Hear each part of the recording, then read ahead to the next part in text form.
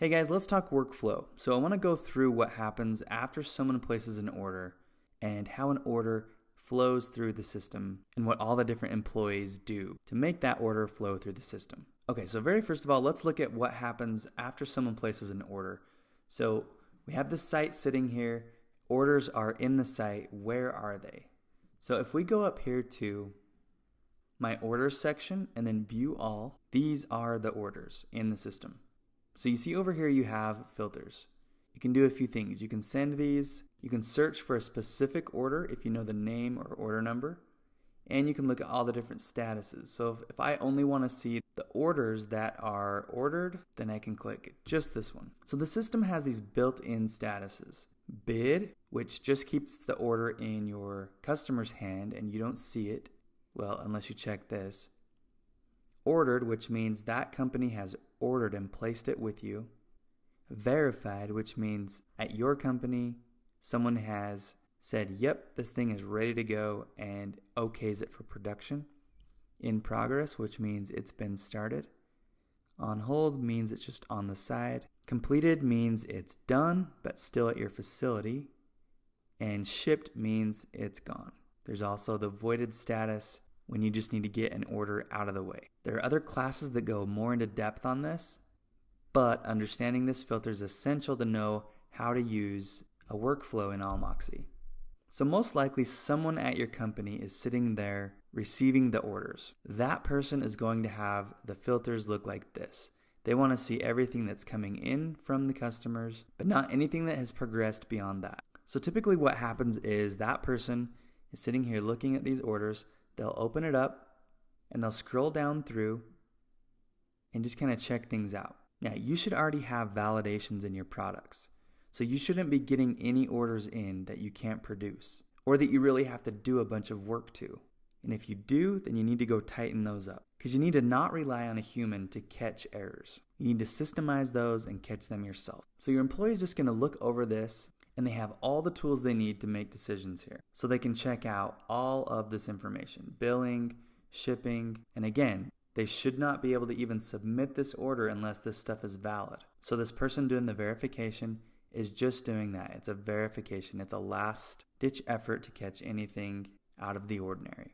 Your customer may have input some comments, either in the products, in the description, or shipping instructions that may need some special attention. And that's mainly what this process is for. Now, depending on the workflow at your shop, this person may also be adding tags. Maybe somewhere else in the system we need to know that this order has miter doors. So we could tag it as a miter door order. Maybe they need to make notes. Maybe there's an attachment that came in via fax, which makes my blood run cold. Let's change that to email. And once you've looked through the shipping, billing, and order info, typically this person is also in charge of looking at scheduling. One practice that a lot of people employ, so I'll cover it here, is they allow their customers to choose a requested delivery date or shipping date. So this date is actually coming from the customer. This is great because it allows them to set their own expectations, but also allows you to verify that date. A lot of times we assume that they always want it as soon as possible.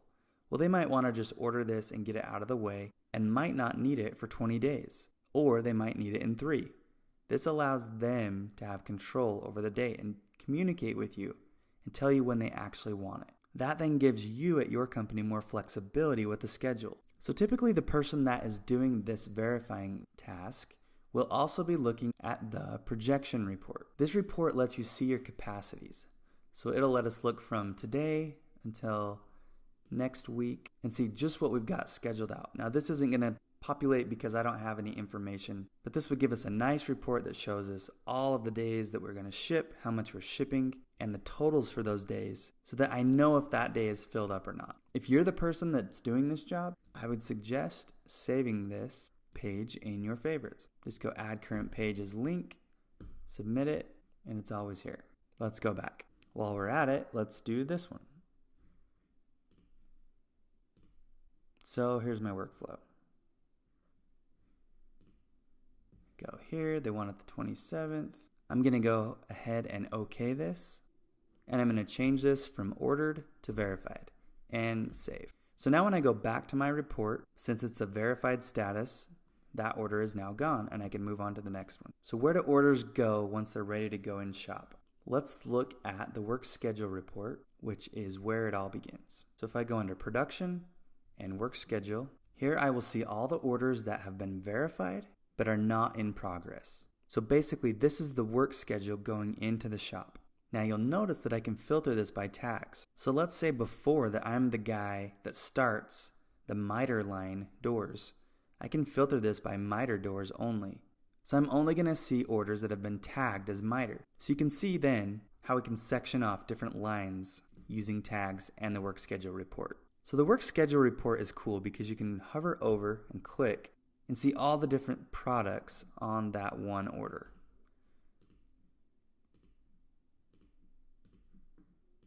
So it's a way to quickly see what's inside. If they need to see more, they can actually click on the order. Let's go back. So now to put this order in shop, I'm going to click on the Start Job button. Clicking the Start Job button automatically sets it in progress as a status, which then takes it off the last list and then brings up the output pages for this order. So now I can individually print these depending on who I am and what I'm doing, or I can hit the print all function that'll just print the whole packet, whatever I've set that to do. So I'll then produce this order and I'll go back to my list. And you can see that order is gone and I'm ready to go on my next. Okay, so in theory, the last order that we put in shop is now progressing down through the shop, and most people are using a paper trailer that travels with the order. If you are paperless, then you'll have screens throughout the shop and you'll have probably barcodes and labels printed right on the wood and you won't need the trailer. But either way, as the order flows to you, you'll need to decide at which points you want to track time and progress. And we already kind of went over that in a different class with labor processes and time tracking. But I'll quickly hit it again just to show you how you can progress orders through the shop using those systems. So remember, up here you have both the time tracking and scanning stations. Using these tools progresses an order through the shop. So again, time tracking, if you use this, clock in and out and complete, it will move this order down through the progress and change its status automatically. And again, the scanning stations do basically the same thing. So using these, as you scan items and submit them, they'll flow through the shop and automatically update their status. So again, how do we look at all the different statuses? How do we know where all these orders are in our shop? There's a lot of different ways. One of them is by just looking at all orders and then filtering at the different spots. So I can see right now, what are all my orders that are completed and sitting around in the shop? Right there. What's in progress, not completed, so on and so forth. So in theory, we flowed an order all the way down through the process and we have a bunch of stuff sitting here at completed. Now let's check out the shipping report. It's found right here. So like everything in the site, I've got filters. I can look at all the orders ordered within a certain period, and then I can look at anything that pertains to these specific shipping options. So just like everything in the site, I've got filters. I can see a date range, I can see all my different delivery methods, and I can use this to figure out what needs to be shipped. Also, you can check out the little snippet here that tells you exactly what this is showing. So the process now is looking at, okay, here's all these orders, they all need to go out to this company. And again, I've got all this information. Since this is just a demo site and I had to go clear back, I'm seeing things that are already shipped. So this order was already shipped. This one has items that aren't marked completed. So if you are using line item barcode scanning to make sure all your orders are completed and you're missing a few items, this will show it. So there's what we're missing for this order. Also, very handy for your driver is the payment needed icon. This shows the driver that you're not supposed to drop this until we get this amount. Again, most times you won't see something this full because we're going back a few years. Most of the time it'll look something like this, and you'll just hover over and you'll see a little shipping icon. You can just click that and it marks it as shipped. So presumably this has just left your facility and has now been shipped. This updates the status. It can be firing triggers. It could be asking for payment. So there's a lot of stuff that this shipping status could be executing. So now that we watched an order flow through our shop, let's go ahead and look at a few tips and tricks. So let's say you've got a product that is kind of weird and you need to be notified once it hits verified. So let's say it's a really custom product that requires a lot of special attention, and you want to make sure that the guy that is going to work on this gets notification that it's coming down the pipe.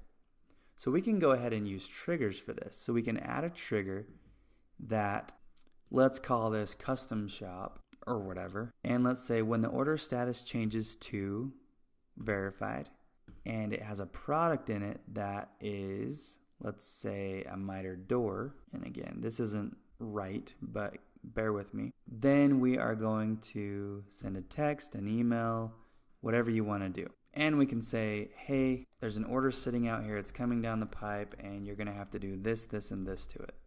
Don't miss it. So if you think through this, you can use this for a lot of different stuff. You can use this in your flow at different statuses to make sure things don't fall through the cracks and to make sure everything flows right. Now, another little tip, don't use the order page for progress after the order has been verified. So let's say we're looking at all of our orders, and let's say I'm the secretary out front and I just get a call in about an order, I don't know, this one. You need to be aware that if you're using this page, this is the order page. So if you're using this to say, move it to shipped or completed or something like that, you have the possibility to cause problems. Because let's say this was ordered 3 months ago and you since changed pricing structure. If you go in on this page and hit save, thinking that all you're doing is shipping it and save it, you're actually reordering it, because this is the order page. So again, resist the temptation to use the status on the order page as the way that you progress things through the shop, and use the built-in tools at the various stations and reports to actually do that. Use this more for reference and for those first few steps so that you can avoid resaving the order from the order page and changing things like prices. So that's it. That's a general idea of how an order can flow through your company, using the different tools from the order page and verification down through time tracking, and using reports like the shipping report, and even tools like triggers and barcode scanning to move things along. So try this out. Go ahead and create an order and progress it through a few of your statuses.